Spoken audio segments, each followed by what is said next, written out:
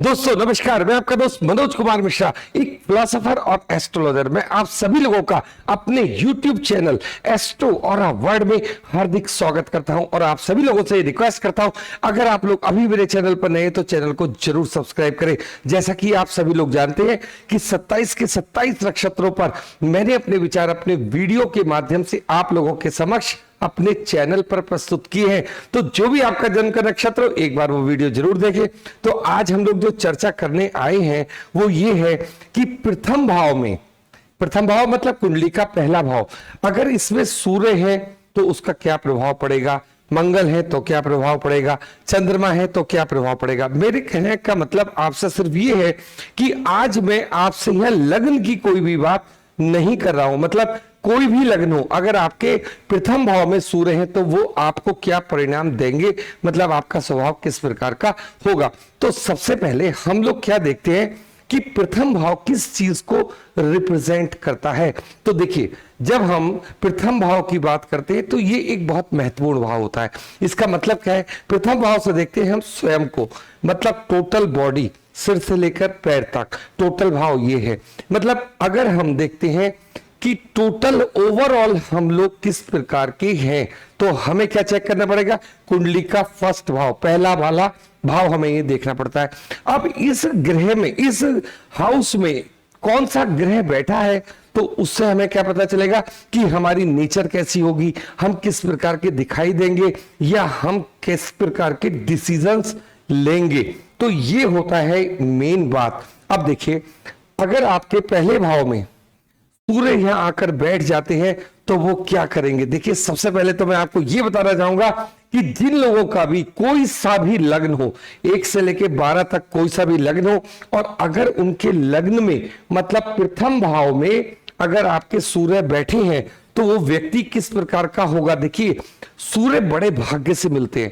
अगर हम देखते हैं प्रथम भाव के जो कारक ग्रह हैं वो सूर्य और मंगल ही होते हैं। तो आप ये देखो कि किसी भी व्यक्ति के, कोई भी, बिल्कुल जनरल बात कर रहा हूं मैं आज आपसे यहां, अगर सूर्य प्रथम भाव में है तो वो व्यक्ति किस तरीके का होगा, अनुशासन प्रिय होगा। और उसके अंदर किस तरीके की भावना होगी कि जिस तरीके से एक राजा की भावना होती है, क्योंकि सीट किसकी है, राजा की है, मतलब हम स्वयं। तो अब इस भाव में जो ग्रह होगा वो हमारी मानसिक स्थिति, हमारी शारीरिक स्थिति जो भी है उसको रिप्रेजेंट करेंगे। अब सूर्य क्या है, तेज है, मतलब यहां पर जो व्यक्ति सूर्य अपने प्रथम भाव में लेकर आए हैं, पैदा हुए हैं, तो वो कैसे होंगे, देखने में एकदम स्मार्ट होंगे। और उनका जो, देखिए, उनका जो सारा सोच होगी वो किस प्रकार की होगी, एक राजा की तरह सोच होगी। वो, उनके विचार बहुत हाई लेवल के होंगे, छोटी मोटी चीज उनको बिल्कुल भी पसंद नहीं आएगी। जो भी वो काम करेंगे एकदम इस प्रकार से करेंगे जैसे एक राजा किसी भी भाव में जाता है तो वो डिसीजन लेता है, किसी भी घर में जाता है डिसीजन लेता है। तो यहां पर सूर्य बहुत भाग्यशाली लोगों को प्राप्त होते हैं फर्स्ट हाउस में। तो एक तो ये व्यक्ति हो इस तरीके के हुए, इनकी नेचर किस प्रकार की होगी। देखिए, दोस्तों का दोस्त होगा ऐसा व्यक्ति। मतलब अगर आपने कोई भी हेल्प मांगनी है, कोई भी सहायता मांगनी है, और आपको बाय द वे ये पता है कि मतलब इस व्यक्ति का सूर्य फर्स्ट हाउस में, उससे अगर आप हेल्प मांगते हो तो क्या होगा, वो तुरंत आपकी हेल्प करने को तैयार हो जाते हैं। पहली बात। दूसरी बात, अगर आप देखते हो मेरी कुंडली में सूर्य फर्स्ट हाउस में, तो इसका मतलब क्या हुआ, इसका मतलब ये हुआ कि आप संस्कारी व्यक्ति हो, आपके अंदर अनुशासन बहुत ज्यादा है, आप जो भी काम करते हो बहुत सोच समझकर काम करते हो और उसमें जीत हासिल करते हो। सबसे बड़ी बात, यहां सूर्य आपको ये लेकर आते हैं, जिस प्रकार से सूर्य, जैसे ही सूर्य उदय होते हैं और वो धीरे धीरे आगे बढ़ते चले जाते हैं, तो उसी प्रकार से जो लोग अपने फर्स्ट हाउस में सूर्य लेकर आते हैं, क्या होता है कि धीरे धीरे वे लोग अपने जीवन में उन्नति करते चले जाते हैं। और 22, 23, 24 साल के होते होते वो कहीं ना कहीं किसी ना किसी जॉब में चले जाते हैं, बिजनेस में चले जाते हैं। मेरा कहने का मतलब है पैसा कमाना शुरू कर देते हैं। अगर मान लीजिए कि अगर सूर्य फर्स्ट हाउस में है तो ऐसे व्यक्ति कैसे होते, उनके अंदर सेल्फ कॉन्फिडेंस बहुत ज्यादा होगा, उनकी बात करने का तरीका बहुत अच्छा होगा। किसी भी चीज को, किसी भी प्रोजेक्ट पर अगर वो वर्क करते हैं तो सामने वाले को उसकी बात सुननी होती है। मतलब अपनी बात को इस प्रकार से रखते हैं कि सामने वाला उनकी बात को मानने को तैयार हो जाता है। संस्कारी होते हैं, अपने पूरे परिवार को साथ लेकर चलते हैं, और जो भी ये लोग डिसीजन लेते हैं वो किस प्रकार का डिसीजन होता है जिससे सब लोगों का भला हो। तो मेन चीज ये हो गई है सूर्य की। अब अगर मान लीजिए इस सूर्य पर किसी ऐसे प्लैनेट जैसे शनि वगैरह की दृष्टि है तो ये प्रभाव थोड़ा सा कम हो जाता है। ये एक मेन बात है। तो जब आप सूर्य फर्स्ट हाउस में लेकर आए, आपकी प्रवृत्ति किस प्रकार की होगी? एज ए किंग, जैसे कि एक राजा होता है। तो ये बड़े भाग्यशाली लोगों को मिलता है सूर्य फर्स्ट हाउस में। अब जब सूर्य फर्स्ट हाउस में आते हैं तो ये इन लोगों का नेचर, जैसे मैंने बताया कि सभी लोगों के कार्य को आगे बढ़ाने वाले ये लोग होते, अच्छा मोटिवेट करते हैं, अच्छा पैसा कमाते हैं। इसके अतिरिक्त इनकी जो नेचर है एक अजीब व गरीब नेचर होती है। अगर मान लीजिए इनको किसी को कुछ चीज दान करनी हो, कुछ देना हो, तो कभी भी एक मिनट को नहीं सोचते कि हम अगर इतना बड़ा दान इनको दे देंगे फिर हमारी लाइफ में पैसा कहां से आएगा। मतलब जो भी काम, जो भी दान देते हैं, किसी को भी देते हैं, बड़े दिल से देते हैं, बड़े दिल से। बड़े दिल का मतलब कभी ये नहीं सोचते कि मैंने गलत डिसीजन लिया। और ये अपने काम में जब लगते हैं तो क्या होता है, धीरे धीरे शने शने ये लोग आगे बढ़ते चले जाते हैं। कॉन्फिडेंस लेवल इनके अंदर बहुत ज्यादा होता है। तो सूर्य फर्स्ट हाउस बहुत अच्छा माना जाता है। दूसरी बात ये कि अगर किसी का शनि इस सूर्य को देख रहा है, या कोई और ऐसा प्लैनेट जैसे राहु है, या कुछ इस तरीके का, जैसे राहु साथ में बैठा है, इस तरीके की कोई बात होती है, तो क्या होता है, सूर्य के ये प्रभाव थोड़े कम हो जाते हैं। तो ये एक बात आपको देखनी है। अगर आपकी कुंडली में सूर्य फर्स्ट हाउस में है और अकेले बैठे हुए हैं तो क्या है, बल्ले बल्ले आपकी, आप लोग बहुत अच्छे बिजनेसमैन होगे, अच्छे जॉब में जाओगे, प्रशासनिक सेवाओं में जैसे आईएएस, पीसीएस, गवर्नमेंट जॉब में बहुत अच्छी पोस्ट पर होगे। और यदि आप किसी प्राइवेट कंपनी में भी जॉब करते हैं तो मल्टीनेशनल कंपनी होगी, मतलब आपका पैकेज बहुत हाई क्लास होगा। ये बात। दूसरी बात ये, सूर्य की जो 7वीं दृष्टि जाती है, अब इतनी अच्छी चीजें हैं तो कुछ नेगेटिव इफेक्ट भी होगा। सूर्य अपनी जब 7वीं दृष्टि से 7th हाउस को देखते हैं तो जिन लोगों का सूर्य फर्स्ट हाउस में होता है तो गृहस्थी का सुख उन लोगों को थोड़ा कम प्राप्त होता है। एक ये बात भी देखी जाती है। तो इसके अतिरिक्त सूर्य यहां बैठकर आपको एक अच्छा प्रशासनिक अफसर बनाते हैं, या अच्छी जॉब में भेजते हैं, अच्छा पैसा कमाने का मौका देते हैं, अच्छा दान देने का मौका देते हैं। ये सारी चीजें आपको यहाँ सूर्य फर्स्ट हाउस में मिलती हैं। तो आप अगर अपने सूर्य को फर्स्ट हाउस में अच्छा लेकर आए हैं तो आपको क्या करना होगा, आपको ये भी देखना होगा कि अगर हमें ये सूर्य जन्म से यहां मिले हैं तो इसको कभी खराब ना होने दे। मतलब जो भी आपके बड़े बुजुर्ग हैं, सूर्य किसको रिप्रेजेंट करते हैं, हमारे शरीर में अगर हम देखते हैं तो कैल्शियम को रिप्रेजेंट करते हैं। तो और अगर हम रिश्ते में देखते हैं तो हमारे फादर को या गवर्नमेंट को, इस तरीके की चीजों को ये रिप्रेजेंट करते हैं। तो अपने जो बड़े लोग हैं, जैसे फादर हो गए, दादा हो गए, उनका सम्मान आप लोगों को जरूर करना है। तो ये सूर्य फर्स्ट हाउस की सबसे बढ़िया प्लेसमेंट फर्स्ट हाउस में मानी जाती है। तो देखिए अब हम लोग बात करेंगे कि अगर आपके फर्स्ट भाव में चंद्रमा है तो किस प्रकार के होंगे। तो देखिए जैसे कि मैंने अभी आपको बताया कि जो फर्स्ट हाउस होता है वो किस चीज को रिप्रेजेंट करता है, पूरी बॉडी को, हमारे माइंड को, या हम जैसा सोचते हैं, ये टोटल ओवरऑल पिक्चर है हमारी पूरी बॉडी की, हमारे पूरे माइंड की। अब यहां पर अगर चंद्रमा फर्स्ट हाउस में आते हैं तो इस तरीके का जो प्लेसमेंट है, मतलब चंद्रमा का यह किस प्रकार का होगा। देखिए जब चंद्रमा यहां आएंगे तो इमोशंस को लेकर आएंगे। तो ऐसा व्यक्ति कैसा होगा, थोड़ा इमोशनल होगा, हर चीज को भाव देगा। मतलब मन के जो उसके भाव होंगे वो किस प्रकार के होंगे, थोड़े कोमल भाव होंगे, देखने में सुंदर होते हैं। इसके अतिरिक्त अगर आप चंद्रमा को देखोगे तो क्या होगा कि ये लोग, जैसे इनकी मैंने अक्सर जो हमारे पास कुंडलियां आती हैं और चंद्रमा फर्स्ट हाउस में, अभी मैं आपसे किसी भी प्रकार की लग्न की बात यहां नहीं कर रहा, मैं एकदम जनरल बात कर रहा हूं। तो जब चंद्रमा फर्स्ट हाउस में होते हैं तो ये देखा जाता है कि इनकी जो एजुकेशन है, मतलब 12th तक एजुकेशन कभी कभी कहीं ना कहीं ब्रेक हो जाती है। लेकिन जैसे ये हायर स्टडीज की तरफ चलते हैं, देखिए एजुकेशन ब्रेक हुई किसी कारण से, फिर ये लोग आगे बढ़ना शुरू करते हैं।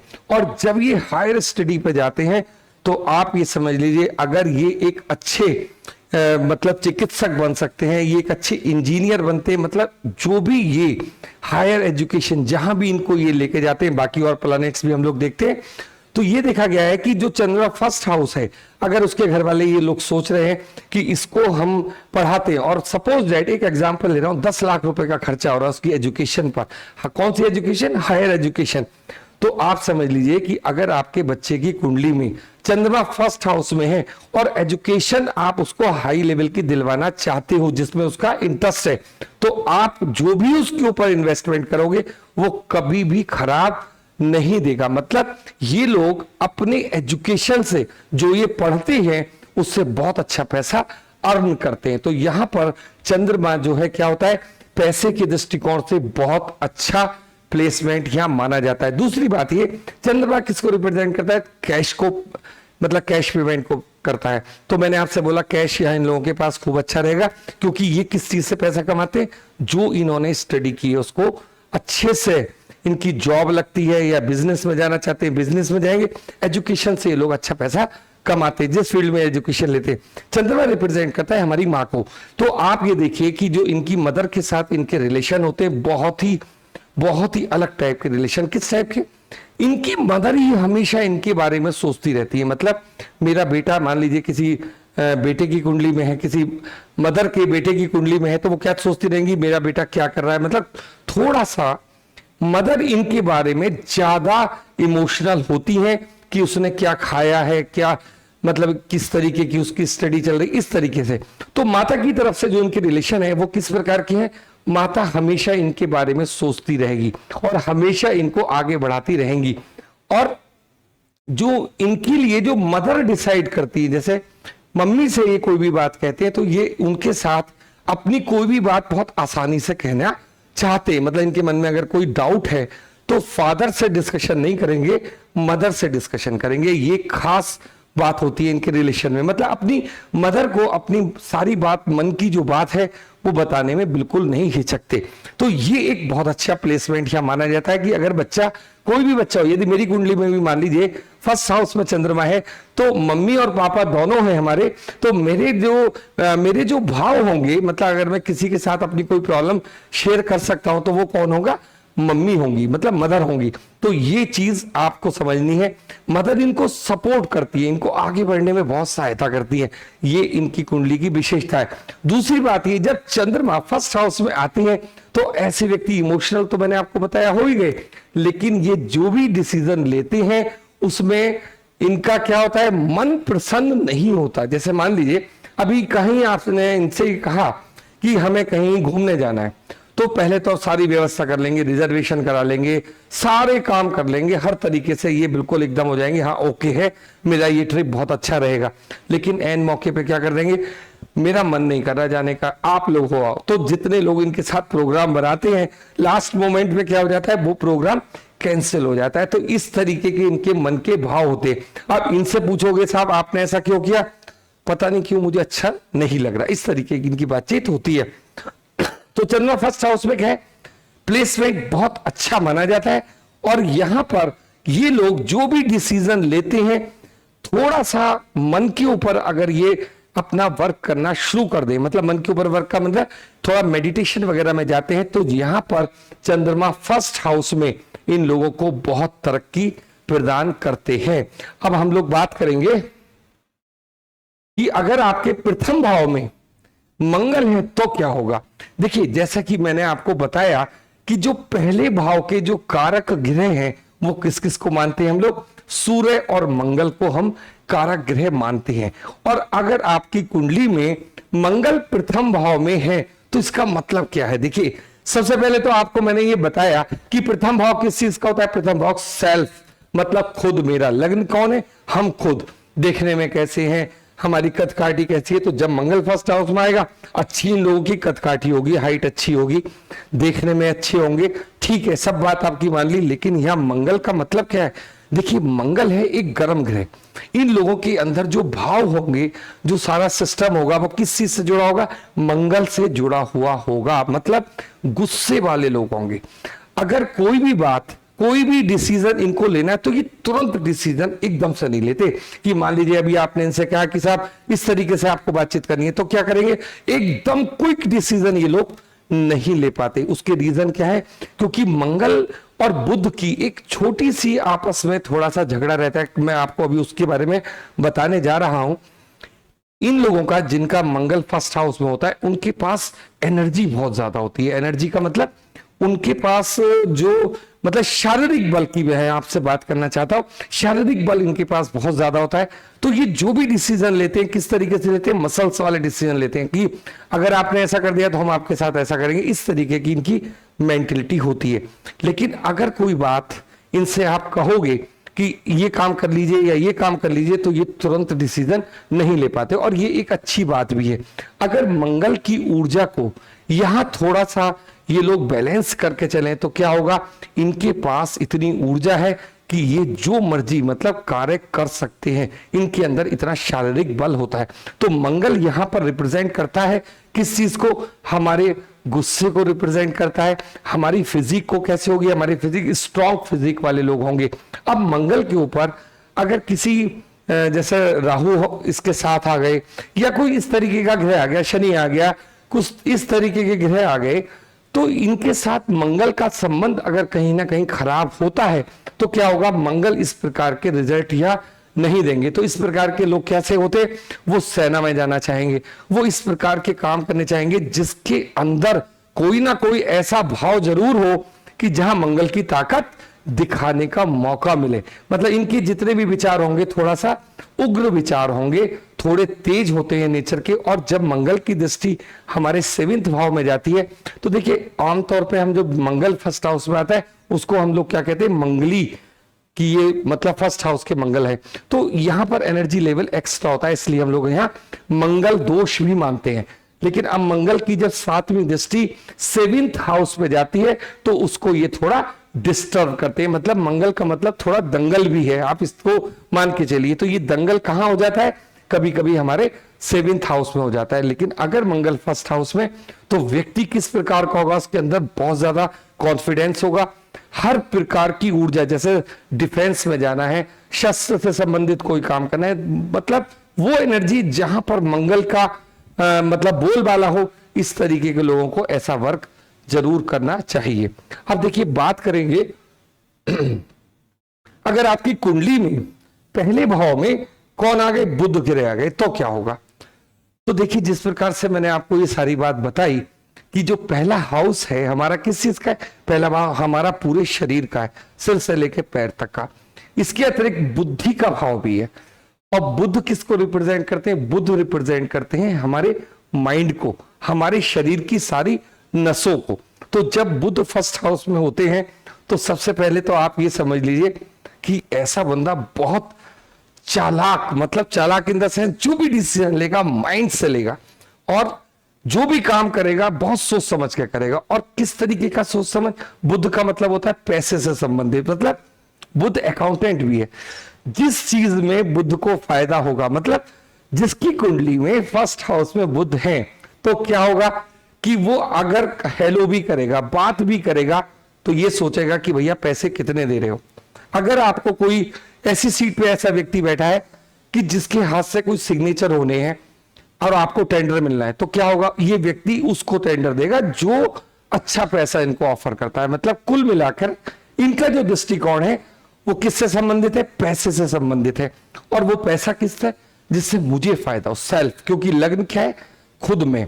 तो ये जितने भी डिसीजन लेंगे इस तरीके के डिसीजन लेंगे जिसमें इनका फायदा होता है। और ये बहुत अच्छी बात भी है।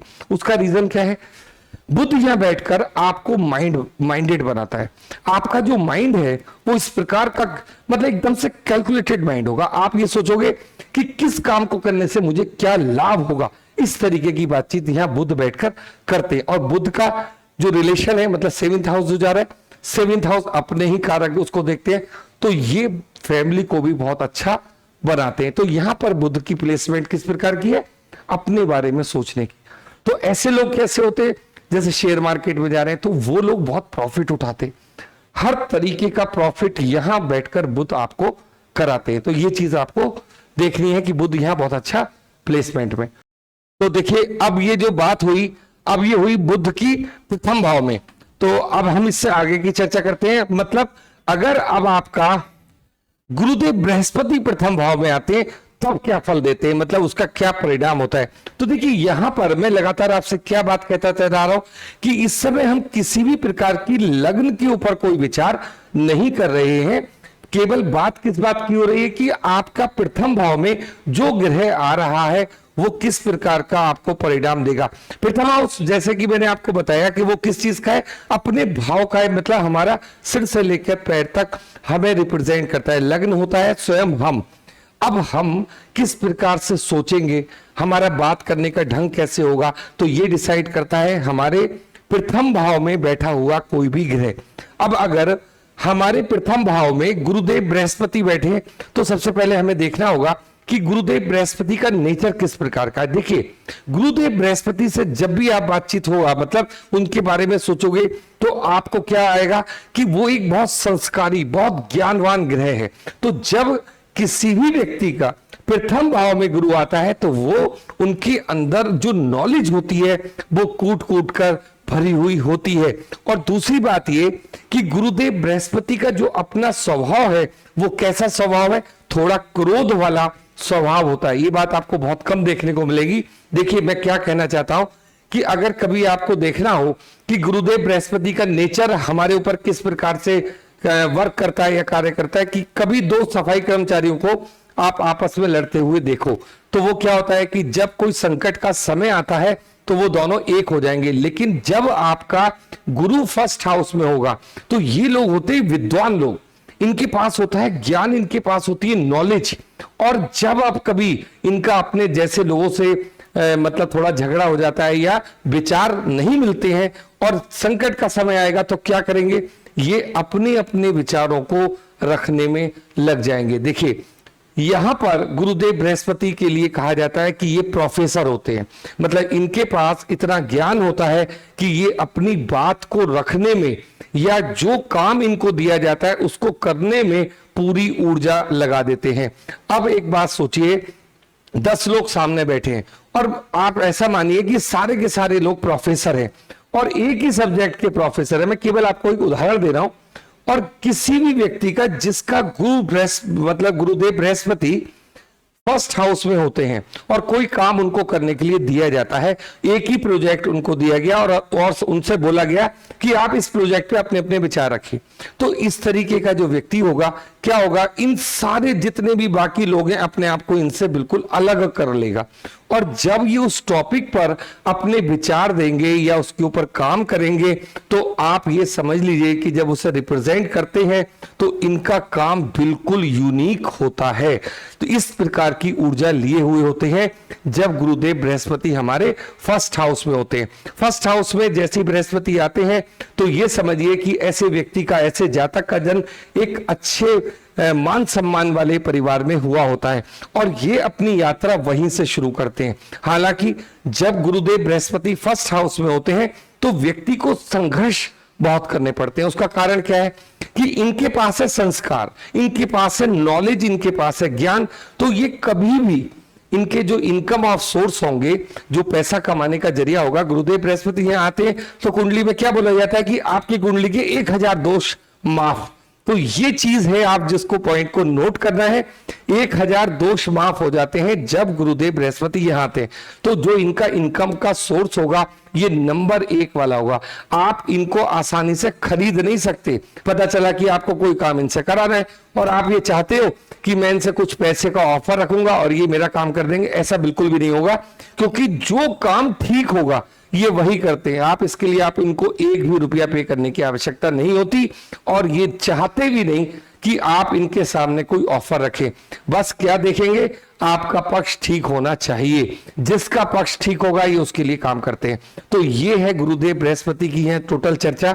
दूसरी बात मैं आपसे ये कहना चाहूंगा कि ये किसी भी पॉइंट पर, जैसे मान लीजिए आपके परिवार में बहुत सारे लोग हैं और इनसे लोग सलाह मांगने आते हैं, लगातार इनसे लोग सलाह मांगने आते रहते हैं और ये किसी को भी जो सलाह देते हैं, अपनी ओपिनियन देते हैं, इनका भाव ये रहता है कि वो अपने जीवन में आगे तरक्की करे। तो यहां पर गुरुदेव बृहस्पति के लिए बोला जाता है कि ये मान सम्मान और यश प्राप्त करने वाले लोग होते हैं और दूसरों को आशीर्वाद देने वाले लोग होते हैं।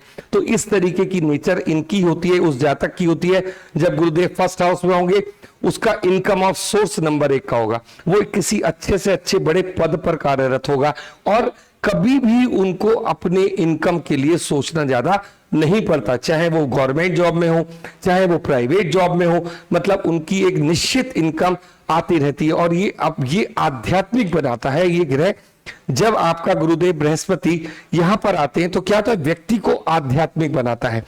अब अगर इस ग्रह पर मतलब शनि की कोई दृष्टि नहीं पड़ रही है तो जैसे मैंने आपको बताया है उसी प्रकार के फल होते हैं। लेकिन अगर कोई मैलेफिक प्लैनेट होता है, जैसे शनि हो गया, तो उसकी दृष्टि इनके ऊपर पड़ती है तो क्या होता है, ये थोड़े असर कम हो जाते हैं। लेकिन गुरुदेव बृहस्पति को अगर आपको ठीक करना है, जैसे मान लीजिए फर्स्ट हाउस में हमारा बृहस्पति है और हम चाहते हैं कि ये हमें बहुत आगे बढ़ाए, तो आप यकीन मानिए 10 मिनट का मेडिटेशन आपको डेली करना है। देखिए इनकी जो दृष्टि होती है वो फिफ्थ हाउस पर आती है, 9th हाउस पर आती है और 7th हाउस पर जाती है। मतलब यहां पर एक वरदान है, अगर आप गुरुदेव बृहस्पति को फर्स्ट हाउस में लेकर आए हैं तो आप एक महान कार्य करने के लिए पृथ्वी पर आपका जन्म हुआ है। तो अपनी ऊर्जा को आगे बढ़ाइए और आध्यात्म में प्रगति कीजिए। और जो भी टारगेट ये लोग बना लेते हैं, पहली बात आप समझिए, जो भी ये ऊंचाई प्राप्त करना चाहते हैं ये अपने जीवन में ऊंचाई प्राप्त करते हैं और धीरे धीरे धीरे धीरे ये काफी अच्छा पैसा भी कमाना शुरू कर देते हैं। तो ये है गुरुदेव बृहस्पति की यहाँ पोजीशन। इसको कभी भी आप लोगों को खराब नहीं करना, मतलब जो आपके बड़े बुजुर्ग हैं उनका सम्मान करना है। दूसरी बात यह कि जिसका गुरुदेव बृहस्पति फर्स्ट हाउस, वो खुद भी बहुत सम्मानित व्यक्ति होते हैं। मतलब कोई भी व्यक्ति अगर उनसे ऊंचे स्वर में बात करे तो उनको ये बिल्कुल भी अच्छा नहीं लगता। तो ये हो गई यहाँ गुरुदेव बृहस्पति की पोजीशन। और अब देखिए आप लोगों को क्या है, ये मैंने वीडियो को 2 भागों में बनाया है। देखिए शुरू के जितने प्लैनेट्स है मैंने लिए, अब बाकी जो प्लैनेट बनते हैं मैं आपको नेक्स्ट वीडियो, मतलब इसका जो पार्ट 2 आएगा वो मैं आपको दिखाऊंगा, वो अगली बार आपके पास आएगा। और उसमें मैं आपको ये भी बताऊंगा कि अगर कोई भी ग्रह आपके फर्स्ट हाउस में नहीं है तो किस प्रकार से आपका व्यवहार होगा या किस प्रकार से हमें कुंडली को देखना है। दूसरी बात मैं आपसे लगातार ये कहता चला जा रहा हूं, देखिए वीडियो को अगर आपको पसंद आती है, आपके जीवन में कोई भी वैल्यू ऐड होती है तो उसको लाइक कीजिए और चैनल को सब्सक्राइब कीजिए। दूसरी बात, जितनी भी तरीके की ये बात है इस समय मैं रख रहा हूं किस प्रकार से, बिना किसी लग्न के, मतलब जैसे गुरु की मैंने बात रखी, बुध की बात रखी, ये बात हो रही है कि अभी हमने कोई भी आपको लग्न के बारे में नहीं बताया। मैंने लग्न की बहुत सारी वीडियोस बनाई हैं और अगर आप लोग कहते हैं लग्न वाइज सबका प्रेडिक्शन कीजिए तो मैं आपको वो भी करूंगा। इसी प्रकार से सेकेंड, थर्ड, सब तरीके से मैं कुंडली के विश्लेषण करके ये पूरी सीरीज 24 वीडियोस की सीरीज आप लोगों के समक्ष प्रस्तुत होगी। आपका ग्रह जहां पर भी है आप एक बार उसको अवश्य देखिए। तो आज के लिए इतना ही, धन्यवाद।